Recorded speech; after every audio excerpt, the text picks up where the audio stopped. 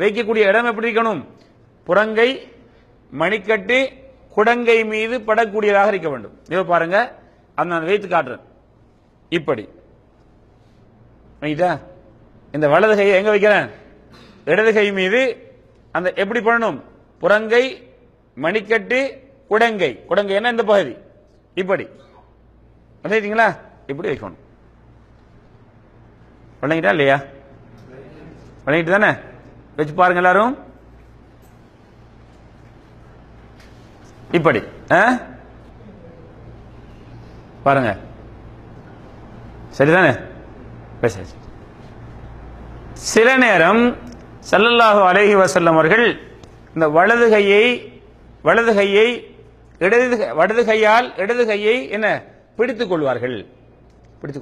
அதுக்கு சிலர் இப்படி சொல்லுவாங்க, இந்த 3 விரலையும் நடுவில் வச்சு இப்படி கொண்டு. அப்படிலாம் வரல, பிடிச்சுக்குவாங்க. இப்படி வைப்பாங்கன்னு ஒரு ஹதீஸ்ல வந்திருக்குது.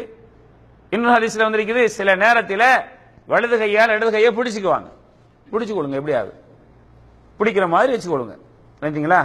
பிறகு இந்த கையை இந்த இடத்தில் எங்க வைக்கிறது அப்படின்னு வரும்போது சில ரிவாயத்துகளில் தொப்புளுக்கு கீழே என்றும், சில ரிவாயத்துகளில் தொப்புளுக்கு மேல் என்றும், சில ரிவாயத்துகளில் நெஞ்சின் மீது என்று வருகிறது. தொப்புளுக்கு கீழ் உள்ளதும் தொப்புளுக்கு மேல் உள்ளதும் வைஃபன் ஹதீஸ். இந்த நெஞ்சின் மீது இருக்கக்கூடிய ஹதீஸை நாசருத்துன் அல்பானி ரஹ்மத்துல்லாஹி அலைஹி போன்றவர்கள் அது ஆதாரமான ஹதீஸ் என்ற வாதத்தை எடுத்து வைக்கிறார்கள். அதையும் சில அறிஞர்கள் அதுவும் லைஃப் என்கிறாங்க. அல்லாஹு ஆலம். நான் இப்போது தொழுது காட்டக்கூடிய இந்த முறையில் சில இடங்களில் கருத்து முரண்பாடு அறிஞர்கள் மத்தியில் இருக்கிறது. அந்த கருத்து முரண்பாட்டில் எனக்கு ஆதாரங்களை முன்வைத்து எது சரியாக தென்படுகிறதோ அதை இங்கே சொல்லுவேன். அதில் யாரும் பிடிவாதம் பண்ணக்கூடாது. அதற்கு மாற்றமான கருத்து உங்களுக்கு சரியாக தென்பட்டால் ஆதாரங்களின் அடிப்படையில் அதை தாராளமாக செய்யலாம். ஆனால் நம்முடைய மூதாதையர்கள், நம்முடைய ஊரில் உள்ளவர்கள், அல்ல நாம் யாரை பெரும் அறிஞர்களாக சொல்கின்றோமோ அவர்கள் செய்கின்றார்கள் என்கிற காரணத்திற்காக அதை நீங்கள் நியாயப்படுத்த வந்தால் அது அல்லாஹ்விடத்தில் இபாதத்தாக ஏற்றுக்கொள்ளப்படாது. ஆனால் ஆதாரத்தின் அடிப்படையில் நான் சொல்லக்கூடிய கருத்துக்கு மாற்று கருத்து சரியாக தென்பட்டால் அதான் ஆதாரம், அதான் குர்ஆன் ஹதீஸுக்கு உடன்பட்டிருக்கிறது, நேராக இருக்கிறது என்று உங்களுக்கு உண்மையில் தெரிந்தால் அதை செய்வதற்கு உங்களுக்கு உரிமை இருக்கிறது. இதிலே நாம் என்ன செய்யக்கூடாது? பிடிவாதமோ, இதற்காக சமூகத்திலே ஒரு பிளவையோ, இதற்காக 2 பள்ளிகளை கட்டிக்கொண்டு பிரிவதோ இதை ஒரு காலமும் இஸ்லாம் என்ன செய்யாது? ஏற்றுக்கொள்ளாது. இமாம்கள் குர்ஆனையும் ஹதீஸையும் நாம் எப்படி பின்பற்ற வேண்டும்? நாங்க சொல்லக்கூடிய கருத்துக்கள் குர்ஆனுக்கோ ஹதீஸுக்கோ முரண்பட்டால் அதை நீங்கள் எப்படி அந்த விஷயத்தில் நடந்து கொள்ள வேண்டும்?